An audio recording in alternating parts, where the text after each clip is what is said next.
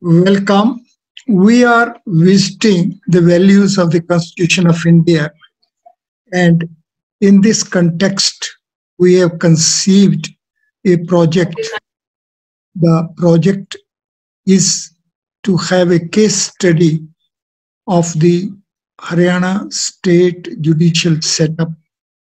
The case study is having a very realistic frame, and this frame is that we are having in tabulated, in fully expressed form, the complete journey of a judicial officer.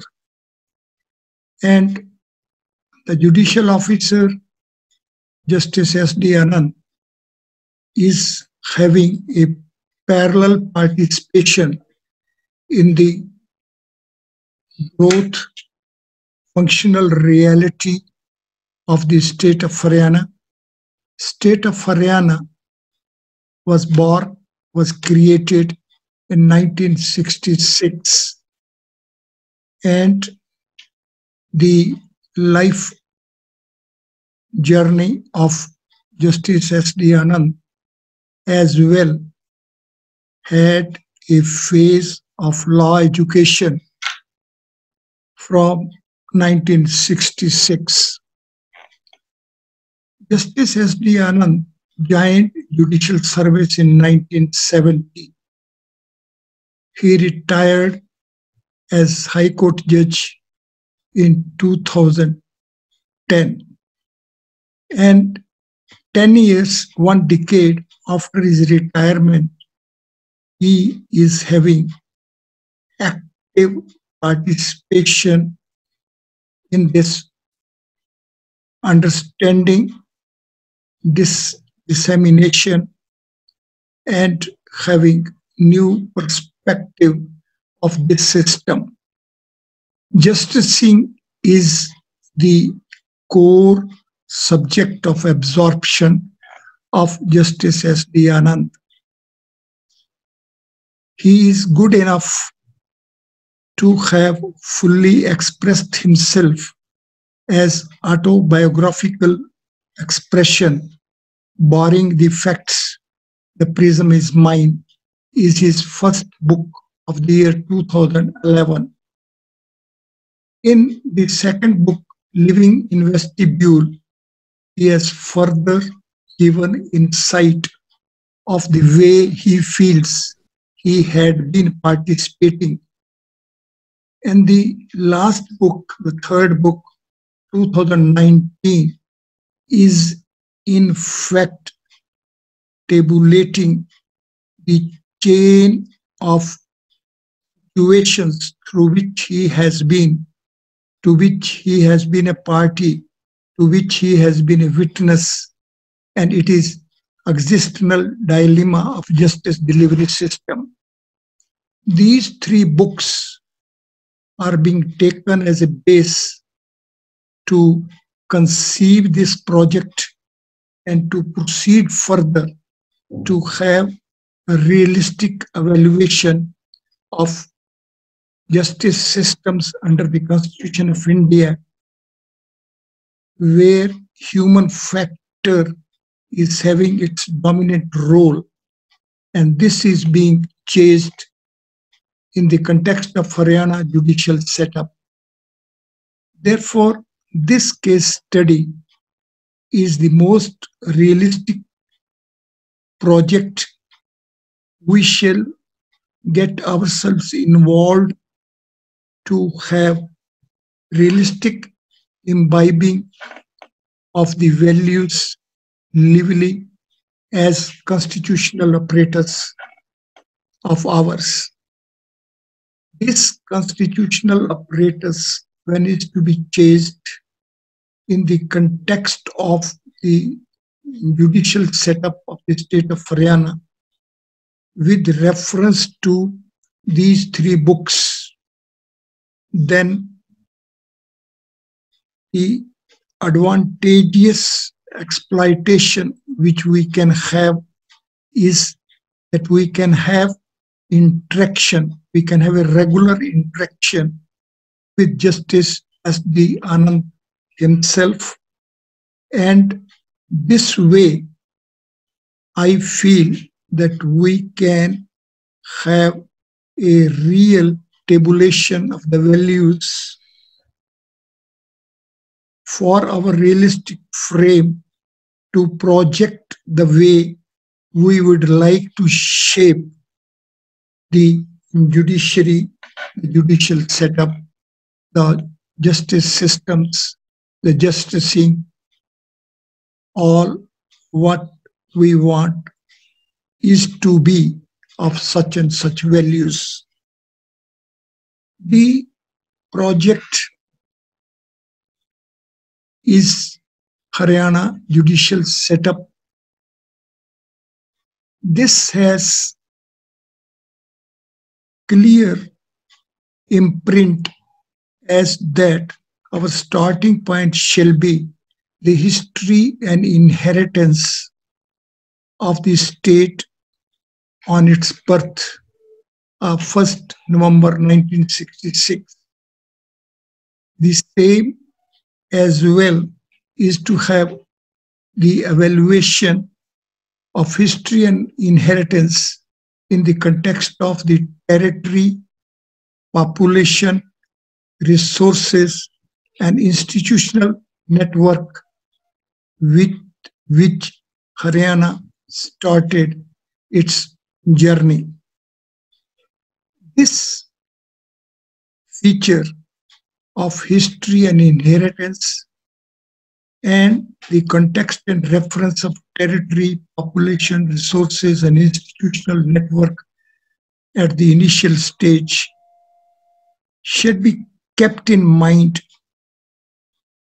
And it is in this respect as well, these three books of Justice S.D. Anand be evaluated as to how realistic expression has been there, then how in the context of the expression about history, inheritance, territory, population, resources, institutional network of the state of Haryana on its birth,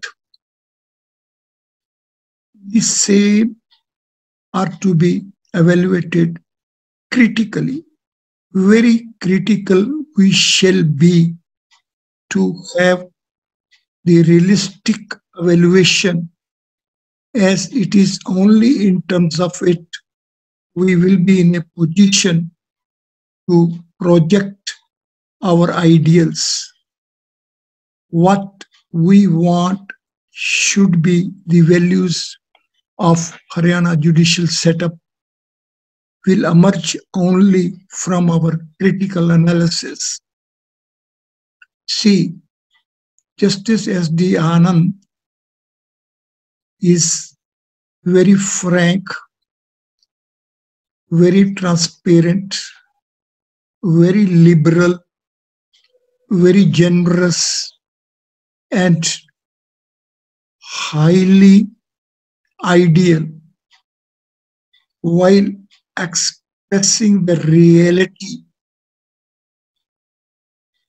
The first day when he took the oath, and after that short event, having presided a court, the description he gives of his courtroom, the need of pre-functional training and want of assistance by the advocates provided to him are certainly very big issues which are to be considered, to be evaluated, to be appreciated, and full thought need be given to all these features. The court's infrastructure as it has been in 1970, the court's infrastructure as has been inherited by state of Haryana in itself gives us full insight as to how the judiciary, the courts, the court buildings, the court infrastructure was fully neglected aspect at that time. So when we shall be appreciating the growth of Haryana judicial setup, then certainly one of the parameters is going to be the improvement, the enrichment which has been made since 1966 till today in the form of the judicial complexes, the judicial courts buildings, the judicial infrastructures improvement. This one factor shall weigh with us continuously as technologically we are transforming ourselves. The technological breakthroughs which stand attained are having a full pressure upon the way we have to improve and we have to enrich our infrastructure. Court buildings as have been conceived and as have been structured or in the background of our perspective of this technological breakthrough. The courts are to transform themselves. The courts are transforming and are becoming the technological, the digital based setups, offices.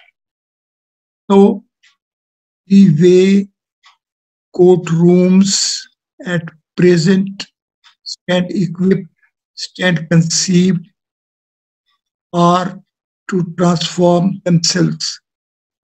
Therefore, in this reference, the description provided by Justice S.D. Anand may be said to be a classical period expression. So this depiction as it is may be taken as a reference point, and then in this background it is to be conceived, it is to be projected, it is to be imagined, and it is to be realized that the new generation courtrooms are certainly going to be differently equipped. These are to be distinctively organized. The court environment in this new and environments is going to be certainly of different values. The other aspect which stands pointed by Justice S.D. Anand is the necessity which he felt for pre-functional training. Our selection process and the pre-functional training programs for the judicial officers were simply not there, as is the observation, as is the expression of Justice S.D. Anand. A young man at the age of 21 years is straight away being given the responsibility to preside a court. It is a total different factor that, as far as Justice S.P. Anand himself was concerned at that time, he had the advantage, and his advantage was that he being from a judicial family, he being the son of a judicial officer in chair. Therefore, as is expressed by him, he had the advantage which others have not. He had the advantage to meet every day a judicial officer, his father. His sister was also judicial officer. He also had the advantage, as is pointed out by him, that he could visit the chamber of his father, the judicial officer. He could glance through the files. He could be witness to the way things happen. And these all circumstances, all these advantageous position certainly helped him to conduct in a much better way as the judicial officer on its very first day itself. However, the focus as he has given is that there is a necessity for appropriate pre-functional training. This aspect deserves to be evaluated. We have to give proper focus and attention upon this aspect. The other feature focused by him is that at the initial stage, the assistance by advocates is utmost necessity. One instance which he has quoted is as to how the liar tried to give a direction for invoking the criminal law procedure in the proceedings of a civil law. The want of assistance had been there. He was fortunate at having the advantage, being already well acquainted with the distinctive procedural steps of civil law and criminal law, and so he averted a big misdirected eventuality attempted by the particular liar. These three things, the court's infrastructure, pre-functional training, and assistance by the advocates, may be taken triple parameters in terms of which we have to continue the chase. This case study of Haryana judicial setup with focus upon such like initial parameters is going to enrich us in our projections, and it is this way that we have to view the institutional perspective vis-a-vis the individual advantages and disadvantages inherited by the individual of its own, how the institutional perspective is to be there, and how the individual advantages and disadvantages apart, the institutional care is to be taken for enriching the individuals. Judicial officers, as human beings, are to be enriched by proper education and proper training. This takes us to as to what law courses are there for the candidates of judicial competitive examinations, and the departmental examinations courses, the way those are designed, or the factors and features which are to be analyzed very critically. So we shall proceed with the law courses which give the initiative,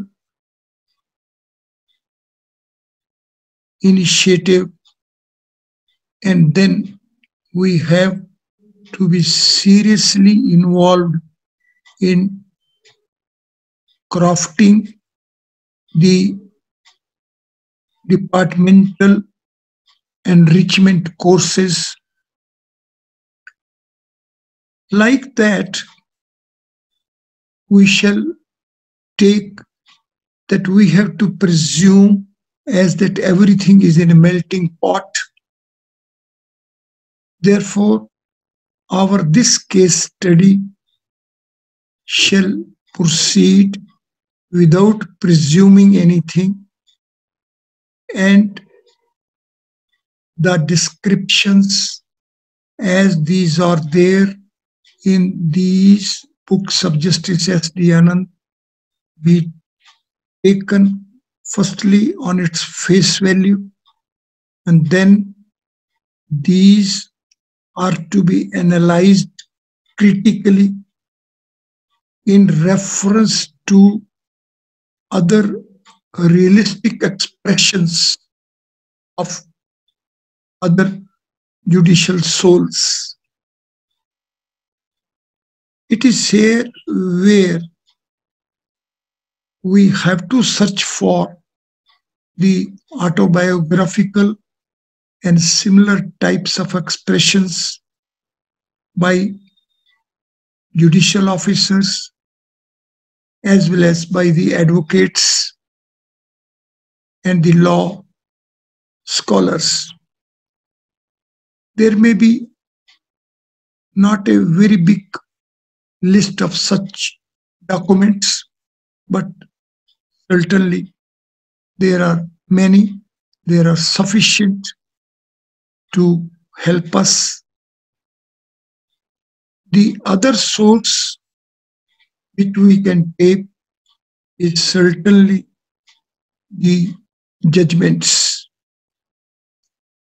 We shall analyze the judgments from the point of view as to how much of them are of reversal nature at the first appellate stage or at the second appellate stage, and then we have to imbibe as to how much of them have been because of non-proper steps of procedural trials, and how much reversals have been because of not proper appreciation of the substantive law.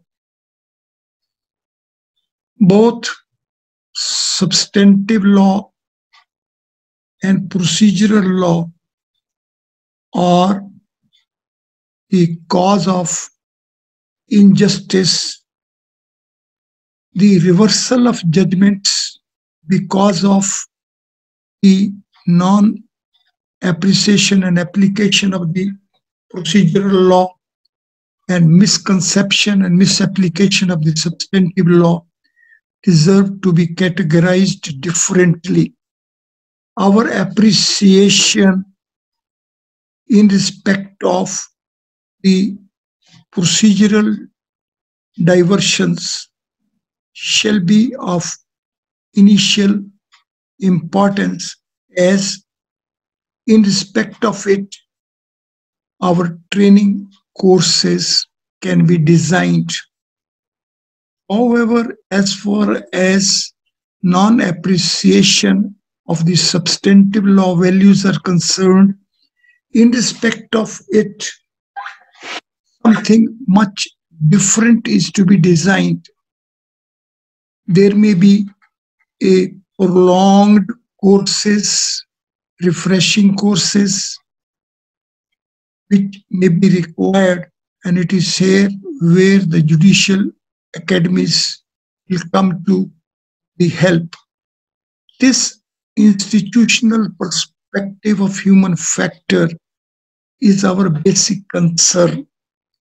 Our present project and our present chase is certainly for imbibing the values of the Constitution, but they are to be framed realistically, and this takes us to the role of the human factor.